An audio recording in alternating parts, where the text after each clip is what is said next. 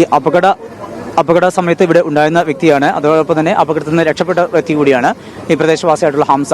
എന്തായിരുന്നു അപ്പോൾ സംഭവിച്ചത്? ആ സമയത്ത് ഞാൻ ബസ് കാത്ത് നിൽക്കായിരുന്നു ചൂരമ്മലേക്ക് പോകാൻ വേണ്ടി. ആ സമയത്ത് ഞാൻ ബസ് സ്റ്റോപ്പിലേക്ക് പോകേണ്ട ഒരാളായിരുന്നു. പക്ഷെ ആ സമയത്ത് എനിക്ക് തോന്നി അങ്ങോട്ട് പോകണ്ടെന്ന്.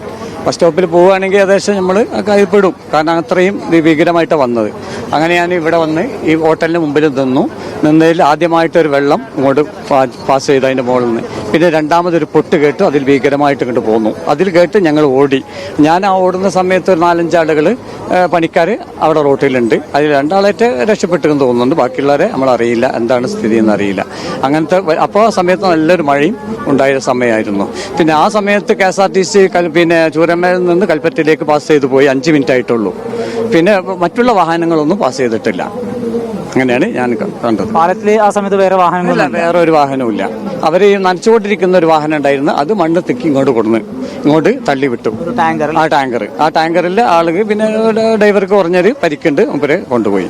അതുപോലെ ആ സമയത്ത് അവിടെ ഒരു ബസ് ഉണ്ടായിരുന്നു. ആ ബസ് മണ്ണ് നീക്കി ഇവിടെ അതിൽ പെട്ടിട്ട് ഈ സൈഡിൽ പുഴ സൈഡിൽ അതിൽ ആളൊന്നുമില്ല. വിനോദസഞ്ചാരികളുള്ള ബസ്സല്ല. അല്ല, തൊഴിലാളികളെ കൊണ്ടുപോകുന്ന ബസ്സാണ്, അല്ലാതെ മറ്റുള്ള വിനോദ ബസ്സൊന്നുമല്ല. വിനോദസഞ്ചാരികൾ ആരും ഇതിനകത്ത് ഇല്ല എന്നുള്ളതാണ്. അകത്ത് പെട്ടിട്ടില്ല എന്നാണ് 100% എനിക്ക് പറയാനുള്ളത്. മറ്റുള്ളവരൊന്നും അങ്ങോട്ടും ഇങ്ങോട്ടും പാസ് ചെയ്തിട്ടില്ല. ആ സമയത്ത് അവിടെ പണിക്കാർ മാത്രമേ അത് അവിടെ ഉണ്ടായിട്ടുള്ള സമയത്ത്. നിങ്ങളെ ശബ്ദം കേട്ട് ഇവിടുന്ന് ഓടി രക്ഷപ്പെട്ടു. അപ്പോൾ നിങ്ങളുടെ കൂടെ വേറെ ആളുകളുണ്ടായിരുന്നു, എൻ്റെ കൂടെ ഓടി രക്ഷപ്പെട്ടു. തിരിഞ്ഞു നോക്കുമ്പോൾ എത്ര പേരുണ്ടായിരുന്നു? എത്ര പേര് എനിക്ക് അപ്പോൾ കാണാൻ കഴിച്ചത് 4-5 ആളുകൾ റോട്ടിലുണ്ടായിരുന്നു ആ സമയത്ത്, അല്ലാതെ വേറെ ആരും കണ്ടിട്ടില്ല. ആ ബസ്സുണ്ടായിരുന്നു. തൊഴിലാളികൾ അതിനകത്ത് മണ്ണിൽ താഴെ ഉണ്ടാവാനുള്ള സാധ്യത നിലനിൽക്കുന്നുണ്ട്. ഉണ്ടാവും എന്നാണ് എൻ്റെ അഭിപ്രായം. കാരണം ഒരാളായിട്ട് രക്ഷപ്പെട്ടുള്ളൂ, ബാക്കിയുള്ളവർ ഉണ്ടാവാൻ സാധ്യത ഉണ്ട്. അവിടെ കുറേ അവർ പിന്നെ താമസിക്കുന്ന ഓഫീസുകളൊക്കെ ഉണ്ടല്ലോ, അതെല്ലാം എന്ന് നമുക്ക് പറയാൻ കഴിയില്ല. 8 പേരെ ഇവിടുന്ന് രക്ഷപ്പെടുത്തി.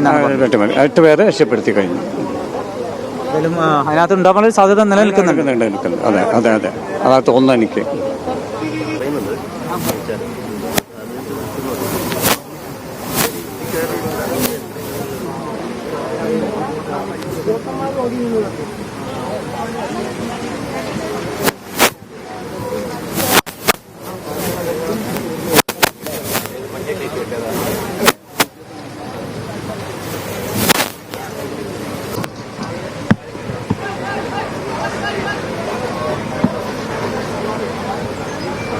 Okay, range